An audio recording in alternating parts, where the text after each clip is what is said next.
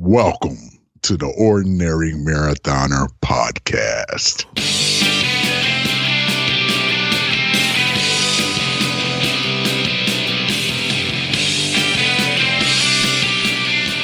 Hello and welcome to the Ordinary Marathoner podcast. My name's Coach Scott. I'll be your host today. It is Monday, September 16th. Really big weekend, guys. A lot to cover today. Great stuff at a you guys racing this weekend. I don't even know where to begin. I'm in awe. I'm shocked. Really quick gear update from Team Ordinary. Still don't have it. Still don't got it. So I'm still waiting on that, and we'll open it up as soon as I get the gear, and as soon as it's okay, we're gonna open up. We're gonna do a little push, and see if we can't grow this thing. I think if this weekend is a symbol of what's to come, this is gonna be really cool. I'm so excited. I gotta say, for the first time, probably in my adult life, for the first time, I watched an NFL weekend. And I was more excited to not even pay attention to the NFL and to watch you guys running, racing, being out there and accomplishing amazing things. It was great. And I got to tell you, I think, I talked about Friday.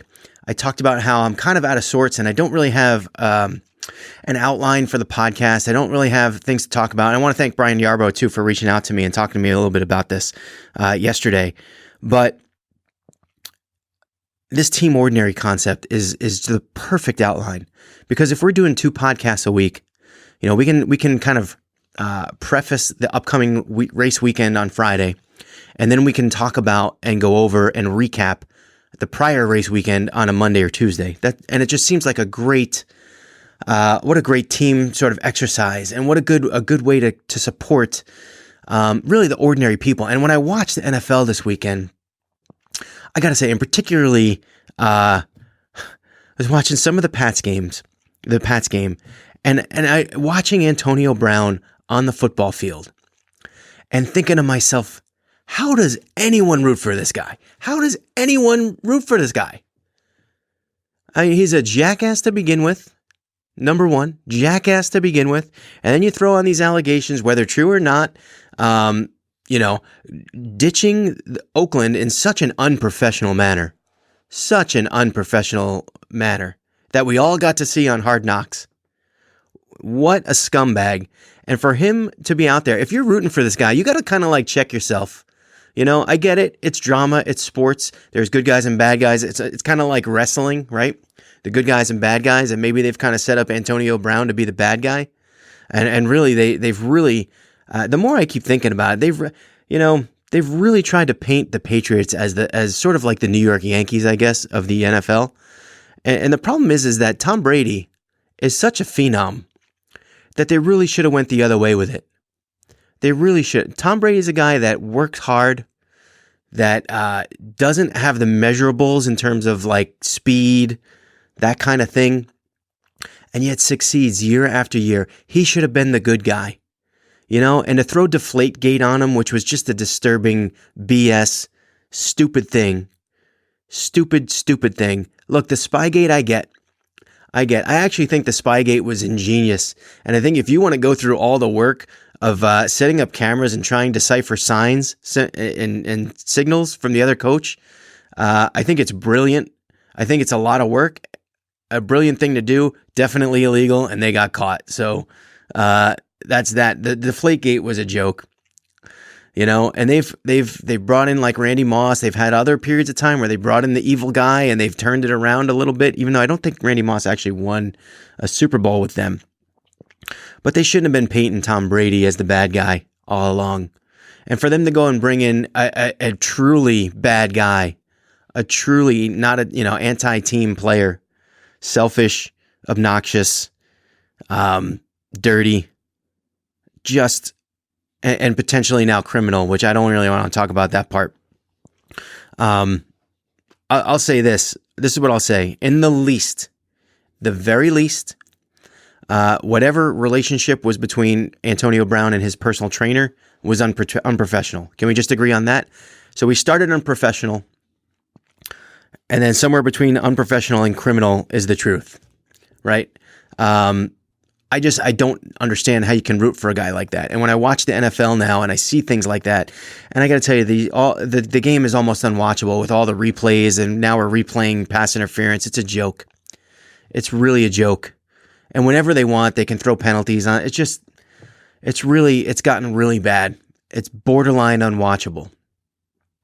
Like, I'd rather watch a game on Madden because I don't get the attitude and I don't get as much, craziness. But what my point is that we don't have to watch these spoiled.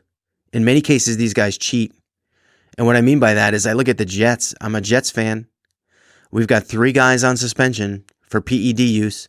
And the more I read about their suspensions and the more I read about, from the fans' perspective, people can't wait for these guys to get back. They can't, we're going to get Herndon back in 2 weeks. Yay, cheater. And then Nathan Shepard. Oh yeah, I got caught in a drug test in June, and I also got one in July. I was trying to heal from an injury, and yeah, they caught me. You're trying to heal from an injury in June and July? The season was over in January, dude. You're trying to get a leg up. And the criminal thing here isn't that guys like Nathan Shepard just get a 4-game suspension and then get to come back. It's that the guy that was next up, the guy that was behind him that got cut because Nathan Shepard was cheating. A guy like Nathan Shepard probably wasn't going to make the team. It was very close, and then I guess they just decided to keep him.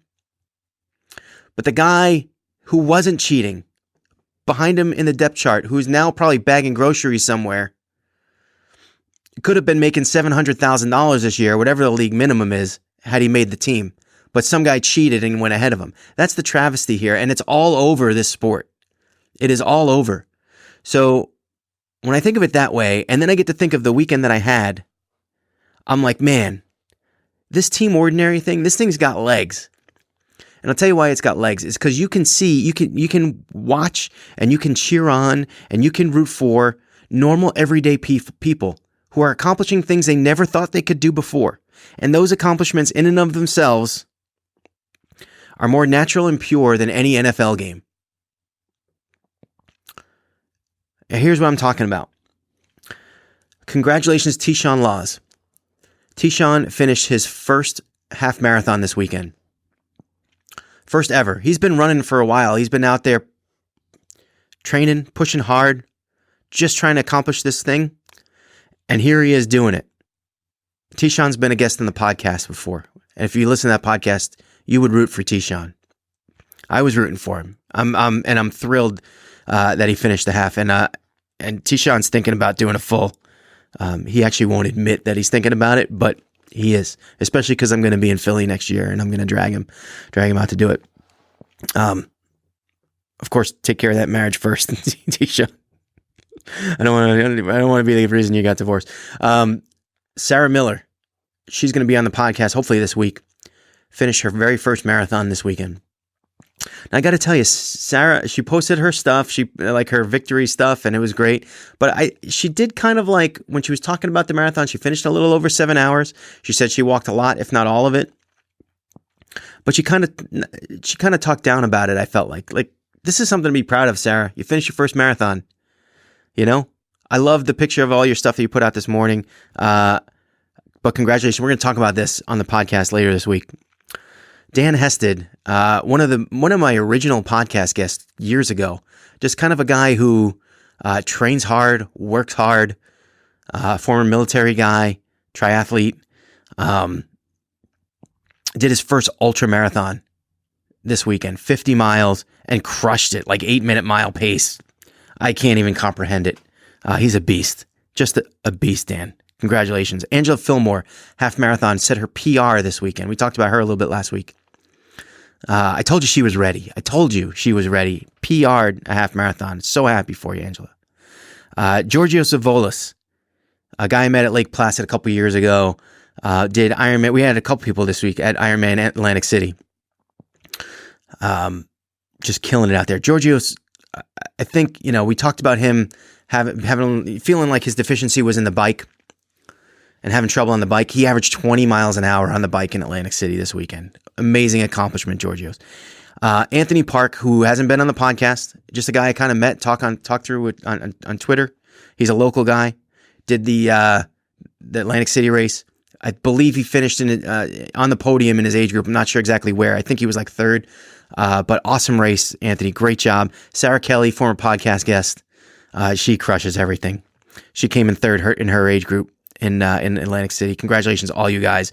What an amazing week. And what a better way to spend a week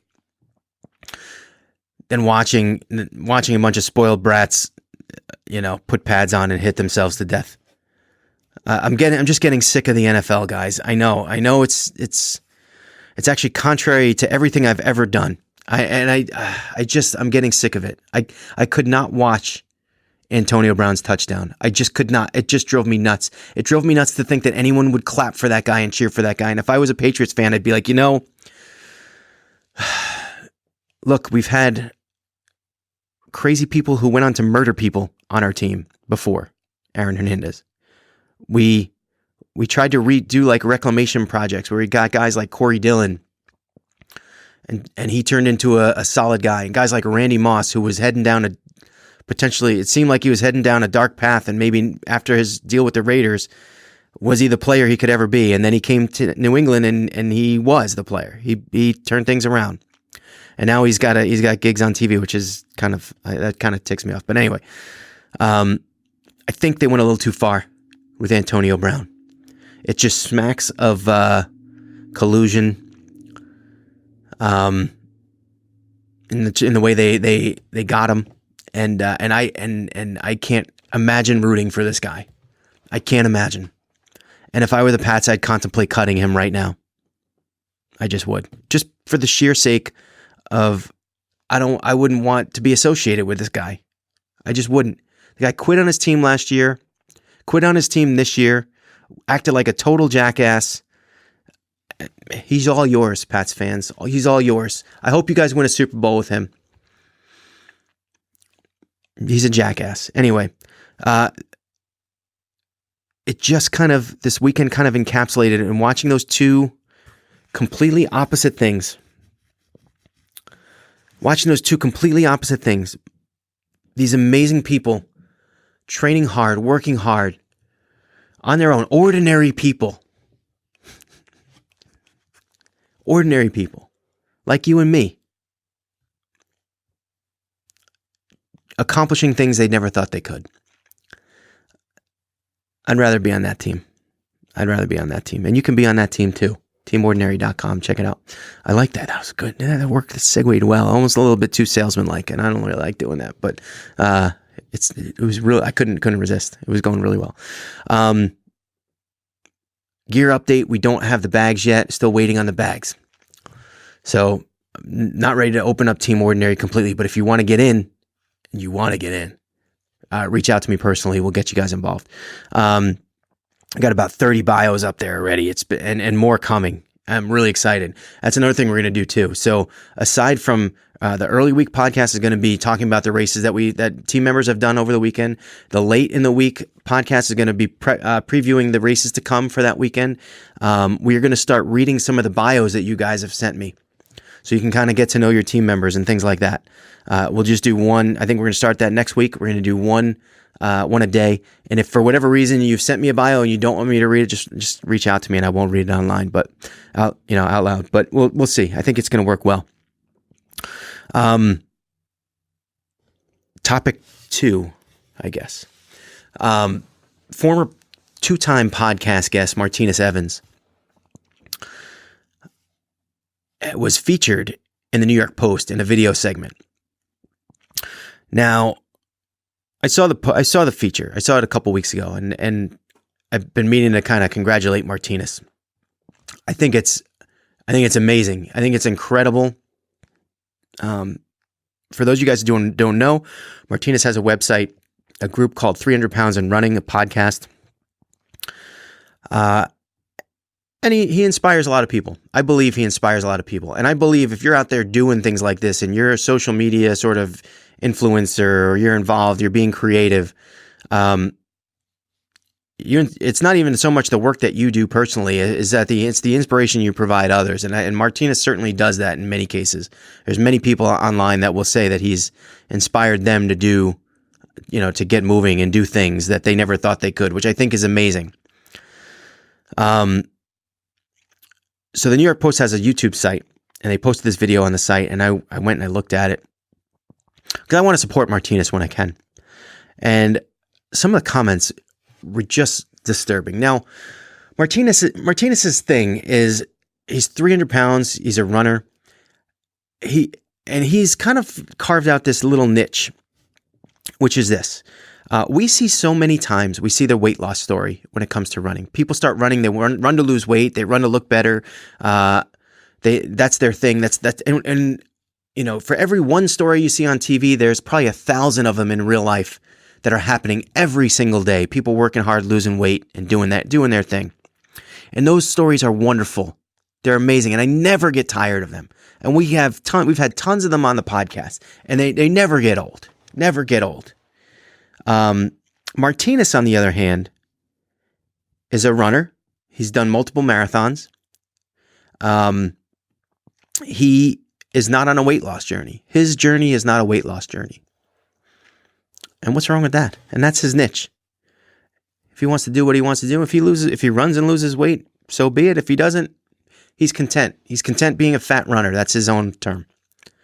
I'm not throwing that term out there lightly. That's his own self-description. I give it up for him for doing that. There's a certain level of bravery involved with taking your shirt off and running when you're that weight. And yeah, I understand we live in this kind of society now where everyone wants attention and everyone wants to be a social media influencer and be successful doing that. And you kind of look at some of these social media influencers with an eye and you go, this guy's a phony, that guy's a phony. And some people just take it too far. And when someone goes in the comment section and says this guy's going to be in a coffin because he's overweight, what's wrong with you? What is wrong with you? And that was to me the worst of the comments there. There were other comments, about him getting injured and being unhealthy. And I just don't understand why we waste our time with negative vibes.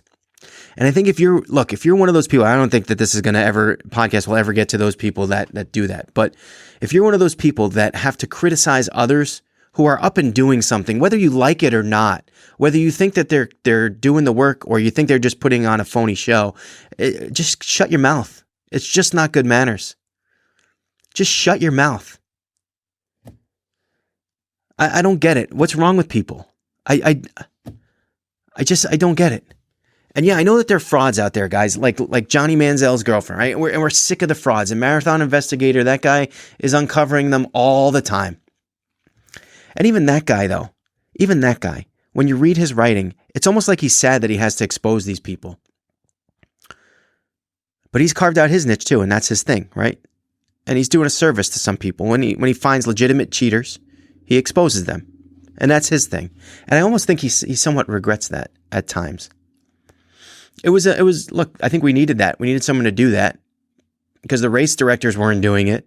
People are qualifying for Boston Marathon based on, bib mules and cheating and cutting courses and stuff like that. And it's good to know that someone is on the ball and identifying these people and calling them out. But he's not out there, just saying someone's going to be in a coffin or mocking them for the way they look or the way they, or the results of the work that they do. So I posted this on our page. I posted Martinus's video on our page. And for the most part, you guys are very cordial, professional, and wonderful. And there was one comment that I disagreed with, but I allowed to sit because it came from a person who lost weight himself. I'm not going to say his name. It's still up there if you want to find it. Of course, you got to join the discussion group at Facebook, Ordinary Marathoners. Basically insinuating that Martinus doesn't really do the work and that's why he's still heavy. And that if he actually did the work, that he wouldn't be as heavy.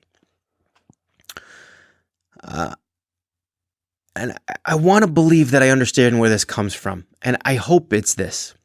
I hope it's just a cynicism that derives from the disturbing sort of pretenses surrounding social media and social media influencers. And we're just constantly being sold things from people that we don't know, and people that we don't know if they're legit or real or, and certainly if Martinus wasn't doing the work, but putting out videos and stuff, then that's one thing. But I don't have Martinus's training schedule. I see a lot of videos of Martinus running. And I think we're on the verge of taking this conversation to a place where I would have had to start moderating, which I hate doing, just on principle. I'm a free speech guy. I really love our group to be nothing but positive, but I do think that we need to keep it open to some kind of debate at times. I was talking to Martinus. Martinus, I think, wanted to blow up at this guy, and I'm glad he didn't. Martinus has a potty mouth at times. We like to keep things clean at the Ordinary Marathoner. So it's kind of like, and Martinus was very respectful and didn't.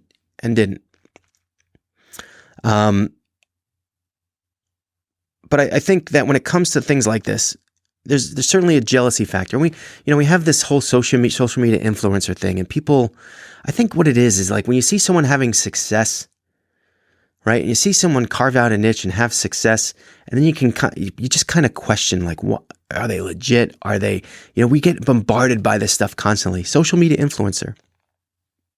And you think it's an easy thing to do and an easy thing to become. And you think, people just pull the right strings. They make easy money. I'll tell you what, I've been doing this podcast 3 years. It ain't easy money. By far, it ain't easy money. So I respect Martinus. I thank him for not blowing up on my discussion group.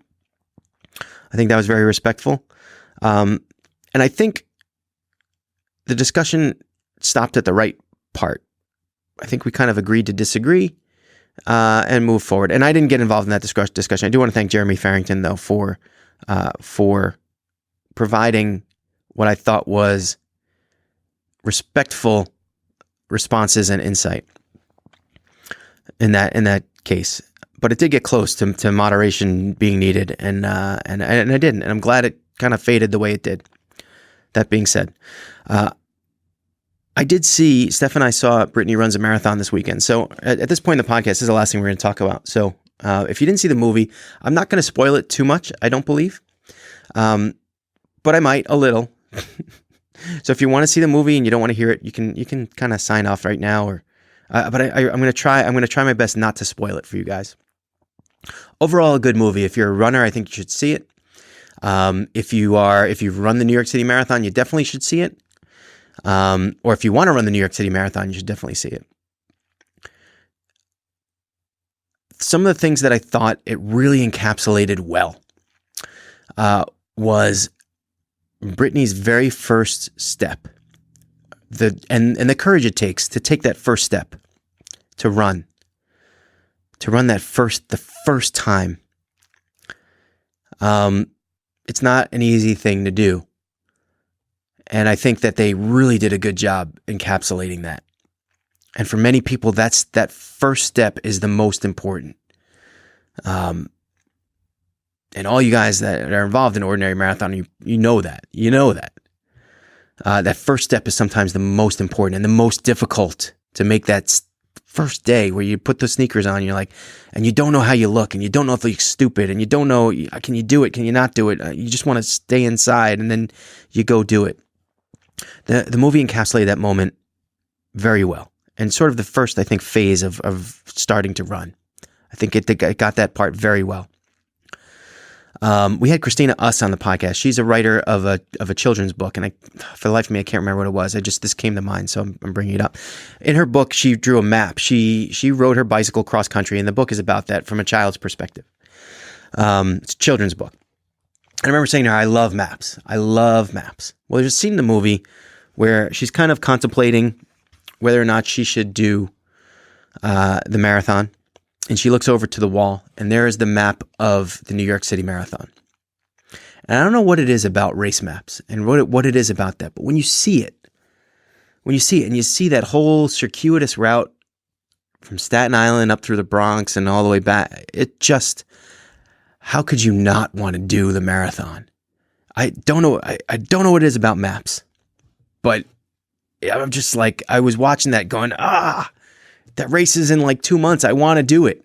Now I want to do it. Of course, I'm not gonna because I have to do a Marine Corps Marathon, but, man, it just wanted me. I just wanted to do the race. I wanted to do the race so bad. Now, this movie, I don't think is going to win any Academy Awards. I don't think, look, it's a good story. It's a good, runners are going to love it. I don't know why they made it rated R. When I think about it after the movie, I was like, why is that rated R? It's like maybe some casual drug use and maybe some language. I didn't really pay attention to language, but maybe, it had to be borderline PG-13 and R. It wasn't like crazy nudity or violence or anything like that. So I'm like, why is it rated R? Definitely some sexual overtones, but still nothing crazy. I mean, PG-13 I could have seen. And then I'm like, well, why didn't they just try to, if it was like the drug use, just take it out or just kind of, I don't think that there was any rated R-ness about that movie that made it, that was necessary, that absolutely was needed, that couldn't have been removed, that wouldn't have made a great story, but PG-13 and therefore available to a younger audience that probably would get the message too. I didn't understand that. But anyway, beyond that, there was some spots in the story. I'm like, I can't believe they skipped over all that. I can't believe they did, whatever. Some good parts of the story, I don't want to go there. Anyway,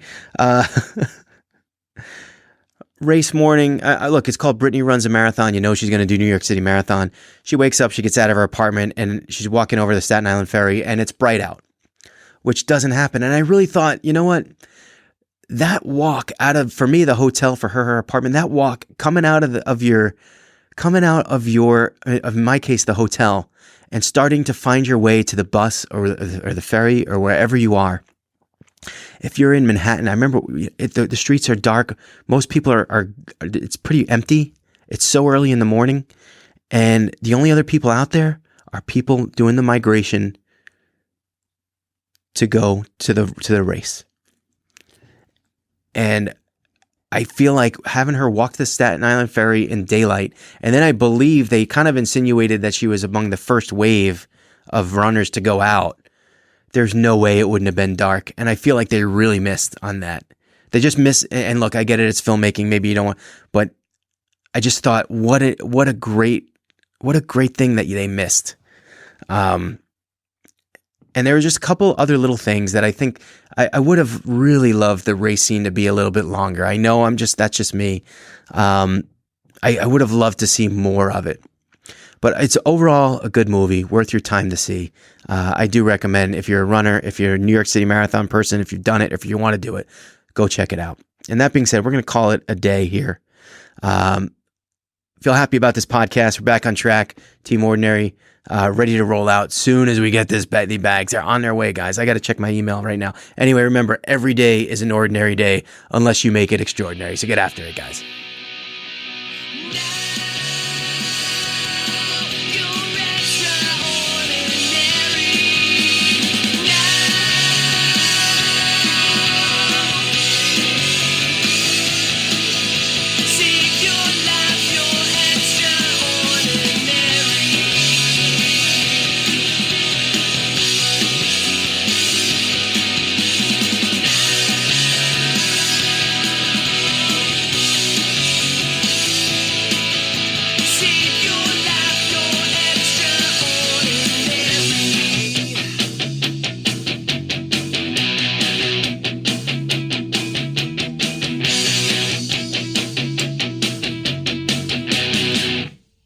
Remember to like our video and subscribe to our channel.